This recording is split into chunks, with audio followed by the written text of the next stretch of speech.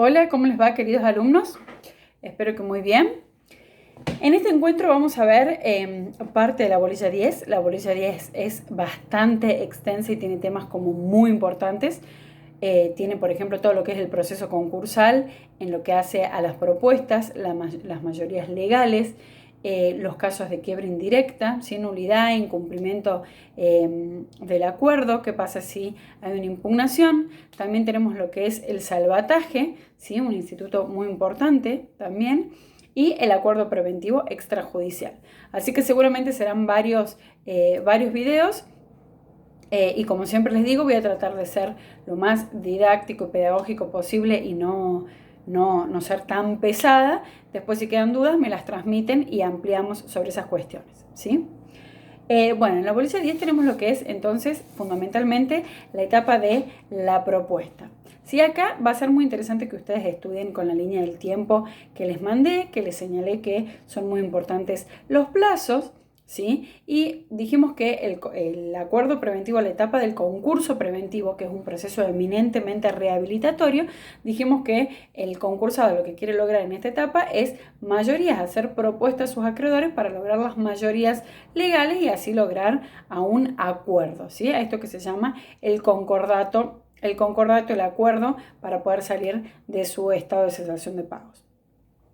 Bien, vamos a ver que ahora vamos a ver, ¿sí? Pero en definitiva el concursado, el deudor concursado puede hacer o la misma propuesta a todos sus acreedores, que dijimos que los acreedores que eran nuestra base de cómputo y que vamos a tener que tener en cuenta eran los de la sentencia de verificación, ¿sí? Allí quedamos en la unidad 9, en donde vimos la verificación de créditos, que terminaba con la etapa de la sentencia de verificación y el incidente de revisión, ¿sí? Que podía tener. Y después vimos el foro de atracción. Bueno, entonces dijimos que la sentencia de verificación es muy importante porque es la que nos establece nuestra base de cómputo y nos establece quiénes son los acreedores que van a votar el acuerdo. Nuestros acreedores declarados verificados y los admisibles. Bien, entonces decimos que este concursado puede hacer o la misma propuesta a todos los acreedores o puede hacer distintas propuestas a distintas categorías de acreedores. Y vamos a ver qué es esto de las distintas categorías. El concursado tiene una facultad y no es una obligación, así lo establece el artículo 41, ¿sí? Que el artículo 41 habla de la clasificación y agrupamiento. Entonces, el concursado va a tener en cuenta todos los acreedores verificados y declarados admisibles y va a poder hacer distintos tipos de categorías de acreedores, pero teniendo en cuenta criterios de razonabilidad, ¿sí? Que tengan que tengan un criterio las distintas categorías de acreedores. Ya sea, por ejemplo, puede tener en cuenta el tipo de obligaciones, puede categorizar en acreedores quirografarios y acreedores privilegiados, y dentro de los privilegiados establecer distintas categorías de acreedores. Dentro de los privilegiados hacer una subcategoría de acreedores laborales, una subcategoría de acreedores, supongamos, con privilegio especial, acreedores de tipo impositivo de acuerdo al origen de la obligación, o podrá ser una categoría que sean proveedores, etc. Es decir, que con determinado criterio de razonabilidad sí puede hacer distintas categorías. ¿Para qué puede hacer uso de esta facultad?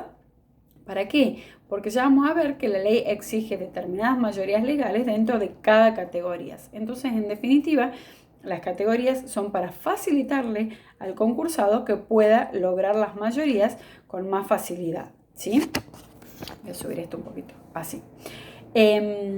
Bien, dijimos que es facultativo, no es obligatorio para el deudor concursado. ¿Qué pasa si el deudor no categoriza?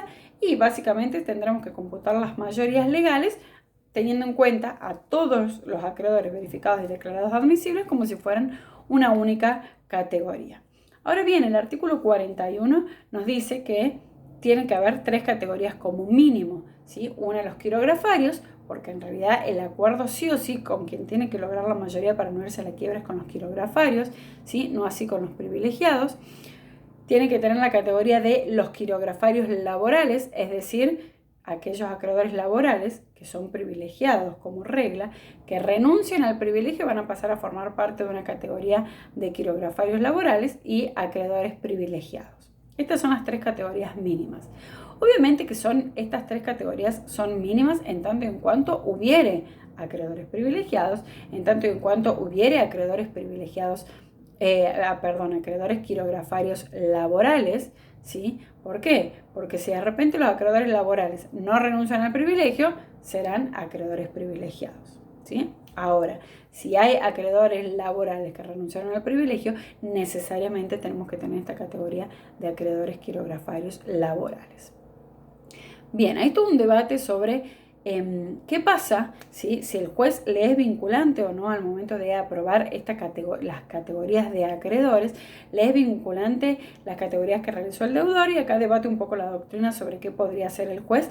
Decimos que casi que le es vinculante al juez que va a aprobar las categorías siempre y cuando hayan sido elegidas estas categorías con criterio de razonabilidad, y dentro de los acreedores, supongamos quirografarios, no haya puesto un acreedor privilegiado, el juez aprobará la categoría. Es decir, lo que podría hacer el juez es controlar si ha sido con un criterio de razonabilidad, y por otro lado podría reencauzar, reordenar un acreedor en una categoría, colocarle en otra.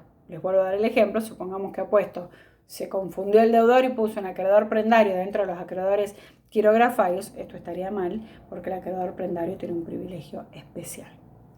Bien, entonces volvemos a decir que es facultativo esto para el deudor y que es para facilitarle que logre las mayorías con más facilidad, ¿sí?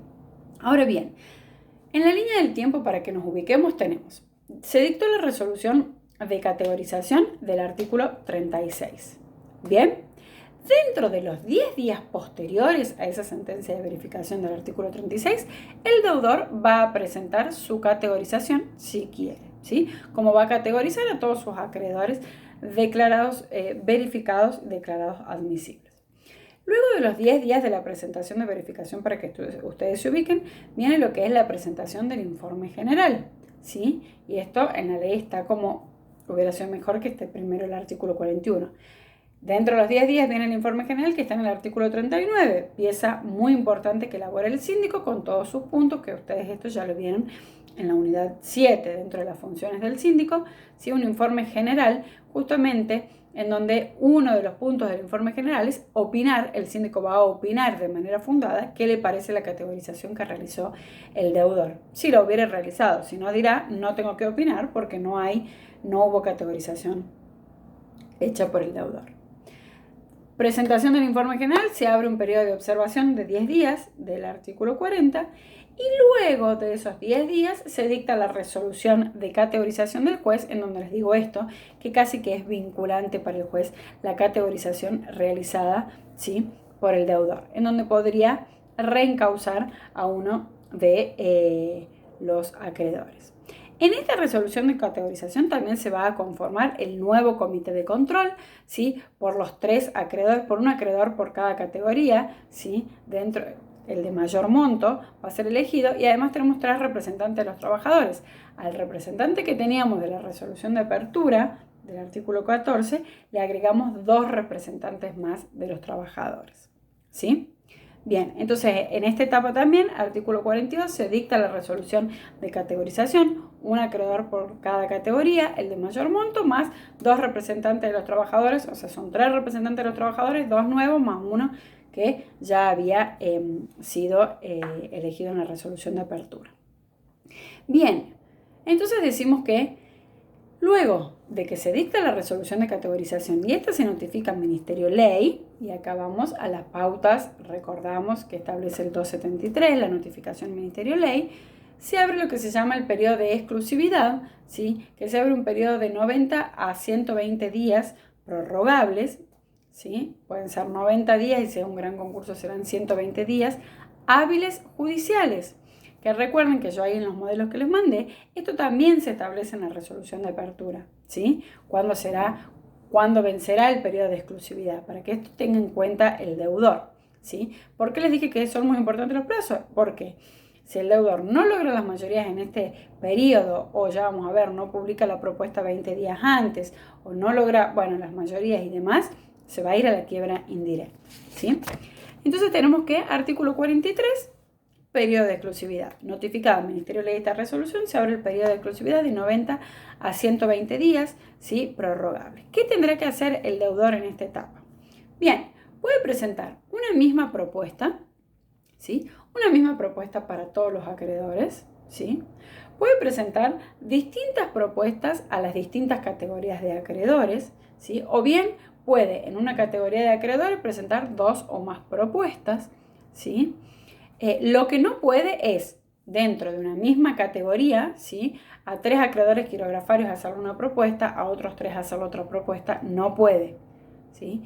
Entonces, dentro de cada categoría puede hacer distintas propuestas, pero a esa categoría le tiene que hacer la misma propuesta, o bien puede hacer varias propuestas, pero tiene que lograr las mayorías legales. Bien, no puede hacer una propuesta que dependa de la sola voluntad del deudor, es decir, bueno, les voy a pagar cuando pueda. Estas propuestas, ¿en qué pueden consistir? Lean detenidamente el artículo 43, que es muy importante, ¿sí? Pueden consistir en quita, espera, una combinación de ambas, que es el 90% de los concursos, les diré que son, o el 99%, son quita o espera. Es decir, te pagaré de tu crédito verificado, te pagaré el 60%, mi propuesta de acuerdo es que te pagaré el 60% de tu crédito en 3 cuotas anuales y la primera a pagar será 6 meses después de obtener la homologación. Entonces, hay una espera y hay una quita que no te pagaré el 100% del crédito, ¿sí? Verificado. Si logra las mayorías, no hay problema, se homologará esa propuesta.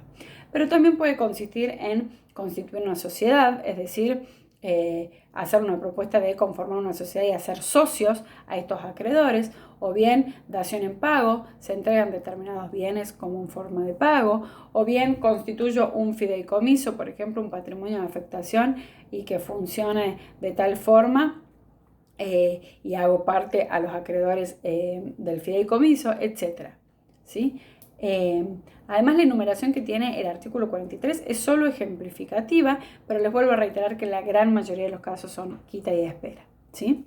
Se hace una quita del 100% del crédito verificado y declarado admisible, ¿sí? Incluso a veces no se pagan intereses, otras veces se pacta que se paguen intereses muy bajos, y esperas 10 cuotas anuales, 5 cuotas anuales o 8 cuotas semestrales, la primera a vencer un año después de la homologación, etc. La propuesta también va a contener un régimen de administración y disposición de los bienes. Esto no surge del artículo 43, pero sí surge del artículo 45. Entonces, cuando el deudor presenta la propuesta, dice, bueno, ¿cómo va a ser la administración y disposición de los bienes? ¿Cómo va a estar conformado también el comité? Es otro de los puntos, ¿sí? Contenidos en el artículo 45, ese comité definitivo que va a controlar cómo se va a cumplir el acuerdo. Y les tengo que decir que en realidad el concursado, les vuelvo a reiterar, tiene obligatoriedad de presentar propuesta para los acreedores quirografarios, no así para los privilegiados. Para los privilegiados el artículo 44 y el artículo 47 le dice que es facultativo al deudor. ¿Por qué? Yo puedo hacer una propuesta para los privilegiados, ¿sí? Y si no las logro, no pasa nada. Ahora, si no logro las mayorías, no pasa nada. Ahora, si yo hago una propuesta para los quirografarios y no logro las mayorías legales, me voy a la quiebra indirecta, ¿sí? La única excepción de no lograr las conformidades con los privilegiados e irme a la quiebra indirecta, si el deudor, que esto no pasa nunca, dijera, sujeto, esta es mi propuesta a los quirografarios, sujeta a conseguir las mayorías legales con los privilegiados. Es decir, que si condiciona a la propuesta de acreedores quirografarios lograr las mayorías con los privilegiados, se iría a la quiebra indirecta. Pero sería una muy mala estrategia, ¿sí?, de ese abogado. Y les insisto con esto de que a los privilegiados la ley concursal no le pide lograr las conformidades. ¿Por qué? Porque los privilegiados, artículo 44 y artículo 47, pueden ejecutar la sentencia de verificación en el fuero concursal, ¿sí?, o bien pedirle la quiebra, o bien van a tener que ir a pedirle la quiebra y ser un supuesto de quiebra directa. Y acá se van a lo que ya estudiamos en los casos de quiebra directa pedida por acreedor privilegiado. Recordamos que si fuera un privilegiado especial tendrá que demostrar que el asiento de su privilegio le es insuficiente. Bien, también tenemos acá entonces que podrían los acreedores renunciar a su privilegio. Sí podrían los acreedores renunciar a su privilegio. Los acreedores laborales tienen que renunciar a su privilegio, no puede ser inferior al 20% del crédito esa renuncia, y tendría que ser confirmada, ratificada esa renuncia por la asociación gremial a la que pertenecen, mientras que el resto de los acreedores, mientras que cualquier otro acreedor privilegiado que no fuere laboral, la renuncia tiene que ser no inferior al 30%. Si renuncian a su privilegio, obviamente pasarán a conformar la categoría de acreedores quirografarios. ¿Y hasta cuándo pueden renunciar? Hasta antes de la audiencia informativa, dice Heredia, porque si renuncian al privilegio porque quieren votar, ¿sí?, el acuerdo. Bien, entonces estamos en el periodo de exclusividad. ¿Por qué lo llamamos periodo de exclusividad? Porque acá exclusivamente y solamente es el deudor quien puede hacer propuestas de acuerdo, para distinguirlo del salvataje, en donde se le abre la posibilidad a otras personas que hagan propuestas de acuerdo. Entonces, en este periodo de exclusividad hará distintas propuestas a las distintas categorías y tiene que lograr también dentro de este periodo de exclusividad las conformidades previstas por la ley. ¿Cuáles son estas conformidades que nos pide la ley? Artículo 45. El artículo 45 nos habla del plazo y las mayorías legales. ¿En qué plazo tengo que lograr las conformidades? Antes de que se me vence el periodo de exclusividad, ¿sí?, que dijimos de 90 a 120 días. Va a estar fijado en la sentencia de apertura, ¿sí? Esto. En este periodo, sí, tenemos que lograr las conformidades. Incluso el artículo 45 prevé la realización de una audiencia informativa. Esta audiencia informativa se realiza 5 días antes del vencimiento del periodo de exclusividad y se realiza con los acreedores, el deudor, el secretario del juzgado y el juez, ¿sí? ¿Para qué? Por si el concursado no logró todavía las conformidades, que en esa audiencia pueda tratar de convencer, si se quiere, a algunos acreedores que les den las conformidades. Hasta esta audiencia informativa se puede hacer modificación a las propuestas de acuerdo, justamente porque es el plazo máximo hasta cuando se pueden modificar las propuestas. Después de eso, no se puede modificar más la propuesta. Otro plazo muy importante en esta etapa es que 20 días antes del vencimiento del periodo de exclusividad, ¿sí?, el concursado tiene que hacer pública su propuesta. Tiene que publicar su propuesta, más allá de que después la pueda modificar, como les dije recién, hasta 5 días antes de que vence el periodo de exclusividad. ¿Qué pasa si no se publica su propuesta el deudor concursado 20 días antes? Es una causal de irse a la quiebra indirecta. ¿Y cuáles son las mayorías que tiene que lograr el concursado? Tiene que lograr una doble mayoría, ¿sí? Tiene que lograr mayoría de personas y mayoría de capital. ¿En base a qué? A nuestra sentencia de verificación. Fíjense qué importante que es la sentencia de verificación, ¿sí? Dijimos que establecía nuestra base de cómputo. Mayoría de personas, ¿qué significa? Que dentro de cada categoría, y acá tendremos que ir a ver si el deudor concursado categorizó o no, dentro de cada categoría el concursado tendrá que haber logrado, ¿sí?, la doble conformidad. Esto es, más de la mitad, ¿sí? Supongamos que en una categoría yo tengo 5 personas, ¿sí? Supongamos. Es decir, que más de la mitad, es decir, 3 personas, son más de la mitad de 5, ¿sí?, que representen estas 3 personas que me dieron la conformidad, que representen a su vez las 2/3 partes del capital computable. Es decir, que en ese caso, para saber si estas 3 personas logran la conformidad de la categoría, yo tendré que computar las 5 personas son el 100% de mi crédito, ¿sí? Si estas 3 personas logran más de las 2/3 partes del capital computando las 5 personas, he logrado la conformidad dentro de cada categoría. Si no hubiera categoría, voy a tener que computar a todos los acreedores declarados, verificados y admisibles, ¿sí?, quirografarios, seguramente, ¿sí?, como en la gran mayoría de los casos, y que representan las 2/3 partes del capital computable. Insisto, mi capital computable son todos los verificados y declarados admisibles. ¿Bien? Perfecto. Esto dentro de cada una de las categorías para lograr las conformidades.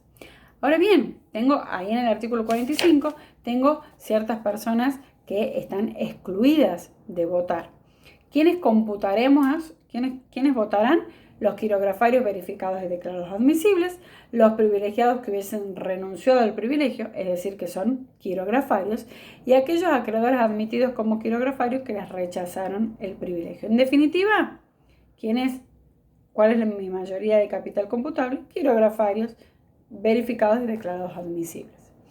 ¿Quiénes están excluidos de votar? Se excluye del cómputo al cónyuge, los parientes del deudor dentro del cuarto grado de consanguinidad, segundo de afinidad o adoptivo, y sucesionarios dentro del año anterior a la presentación.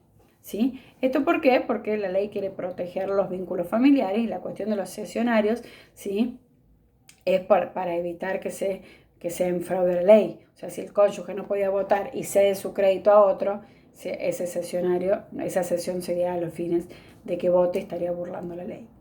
Y en el caso de sociedades, no se computan los socios, administradores y acreedores que se encuentran respecto de ellos en la situación del párrafo anterior, acreedores que sean cónyuge, pariente dentro del cuarto grado, etc. ¿Por qué los socios administradores no? Porque se estarían autovotando. ¿Sí? Estarían autovotando su propia propuesta. La prohibición no se aplica a los acreedores que sean accionistas de la concursada, salvo que se trate de controlantes de la misma. En el caso de las sociedades por acciones, ¿sí? Los accionistas sí podrían votar porque en las sociedades de capital, ¿sí? La relación ya es impersonal. Ellos estarían excluidos y no pueden votar. Bien, entonces supongamos que si no se logran las conformidades y las mayorías y vence el periodo de exclusividad, el juez sin más, venció el periodo de exclusividad, va a proceder a declarar la quiebra indirecta, salvo que se trate de uno de los supuestos de salvataje que veremos a continuación. Si se logran las mayorías legales, ¿sí? Constatadas las mayorías legales, sacaremos un acuerdo, ¿sí? Sacaremos el acuerdo del artículo 49, la resolución del artículo 49, en donde el juez dirá, se han logrado las conformidades.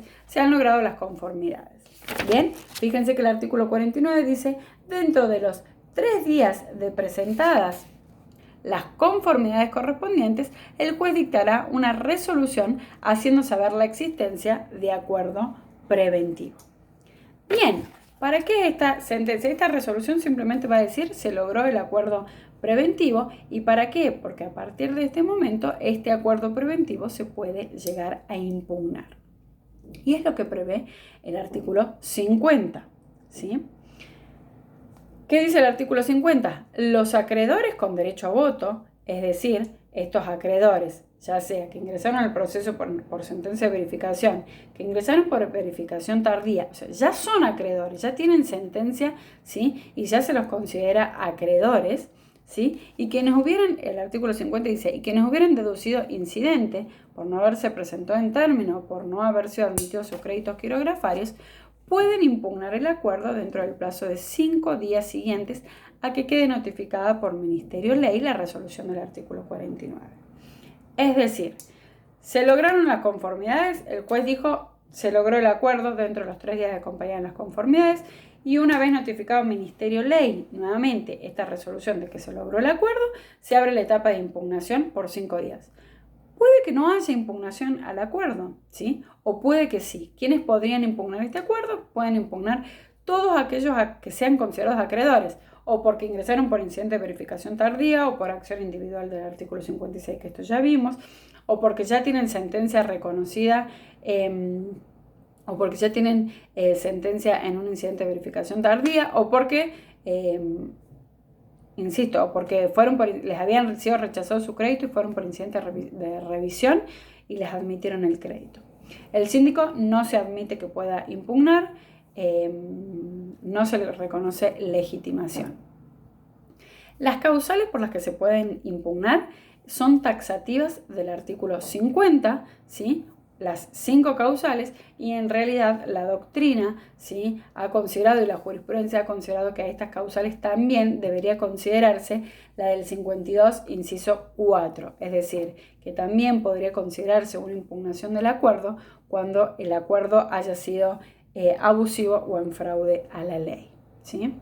La propuesta de acuerdo. La impugnación solamente puede fundarse en el error en el cómputo de la mayoría, ¿sí? Viene un acreedor y dice, se computaron mal las mayorías necesarias, no se lograron las conformidades, en realidad se computó mal dentro de cada categoría. Falta de representación de acreedores que concurran a formar mayoría en las categorías, ¿sí? Bien, acá tenemos que decir que cuando los acreedores acompañen las conformidades, ¿sí? Acá cuando vence el periodo de exclusividad, el deudor dijimos que tiene que acreditar que ha logrado las mayorías. ¿Cómo va a acreditar que ha logrado las mayorías? Bien, el deudor tiene que acompañar, el concursado tiene que acompañar un escrito al expediente, ¿sí? A tribunales se va a presentar el deudor, su letrado, quien fuera, o el acreedor, ¿sí? Pero lo que interesa es que sea un escrito en donde esté transcripta la última propuesta, ¿sí? Hecha, porque puede que la haya ido modificando, dijimos que la podía modificar hasta 5 días antes de que venza la audiencia informativa. Entonces, la última propuesta hecha, porque a esa propuesta le está otorgando la conformidad, la firma del acreedor que da la conformidad tiene que estar certificada, ya sea por autoridad administrativa, por escribano público o bien por el secretario. Puede ir directamente el acreedor a tribunales y decir, yo vengo a prestarme conformidad y quiero que el secretario certifique la firma. Se le controla identidad y se pone una media firma de que se ha controlado identidad. Eso también es válido, es firma certificada. Obviamente que tiene que ser de fecha posterior a la propuesta, ¿sí? Sí, a la última modificación de la propuesta. Yo no puedo otorgar hoy una conformidad, no será válida mi conformidad si mañana modifican la propuesta. Todo esto se tiene en cuenta, ¿sí? A los fines del control, porque les vuelvo a reiterar, puede que dentro de una categoría el concursado haya hecho 3 propuestas distintas a ver con cuál lograba las mayorías. También puede correr el riesgo de no lograr la mayoría porque un acreedor le dio conformidad a una propuesta, otros 2 acreedores le dio conformidad a otras 2 propuestas. Entonces, esto será cuestión de estrategia y sería una estrategia bastante arriesgada. Pero la ley lo permite. Entonces, ¿qué pasa si de repente vino una persona a otorgar la conformidad sin poder y esto al juzgado se le pasó? En la etapa de impugnación se podría impugnar por falta de representación de acreedores, ¿sí? Porque no estaba representado, porque el poder no estaba juramentado, porque la firma no estaba certificada o porque tal no era representante de tal, ¿sí? Es otra de las causales de impugnación. Las del inciso 1 y 2 se entiende que son causales objetivas. Las del inciso 3 y 4 se dice que son causales subjetivas y la del inciso 5 es una causal por cuestiones formales. Otra causal por la que podría impugnarse el acuerdo es exageración fraudulenta del pasivo, ¿sí? Se inventaron acreedores. Acá habría que demostrar el dolo, ¿sí? Del acreedor y del deudor, en la connivencia, ¿sí? Que quisieron del fraudulenta del pasivo, ocultación o exageración fraudulenta del activo, ¿sí? Se ocultó parte del activo, es otra de las causales de impugnación, e inobservancia de formas esenciales para la celebración del acuerdo, es la última causal del inciso 5, y en este caso, por ejemplo, porque no se hizo pública la propuesta, porque no se presentaron las propuestas como exige la ley, transcriptas, porque habría duda, porque no se presentó el régimen de administración, etc. La causal del inciso 5 solo puede invocarse por parte de acreedores que no hubieran presentado conformidad a las propuestas del deudor. El trámite que se le da a la impugnación, como no tiene un trámite específico, es el trámite del 280, ¿sí? Y acá tramitará por el trámite del 280 y tenemos 2 posibilidades. El juez lo admite o la rechaza. Si el juez admite la causal de impugnación, va a tener que declarar la quiebra indirecta, salvo supuesto de salvataje, que ya vamos a ir a eso. ¿Sí? Si rechaza la causal de impugnación, la rechaza y procederá a homologar el concurso, el acuerdo preventivo. Sea que se admite o sea que se rechace, ambas resoluciones son apelables y así lo prevé el artículo 51, último párrafo. Bien, hasta acá entonces vimos plazo, mayoría, periodo de exclusividad, resolución de categorización e impugnación. Ahora vamos a hacer un paréntesis y vamos a hablar de los supuestos de salvataje, ¿sí? Lo voy a hacer en otro video para que no sea tan extenso.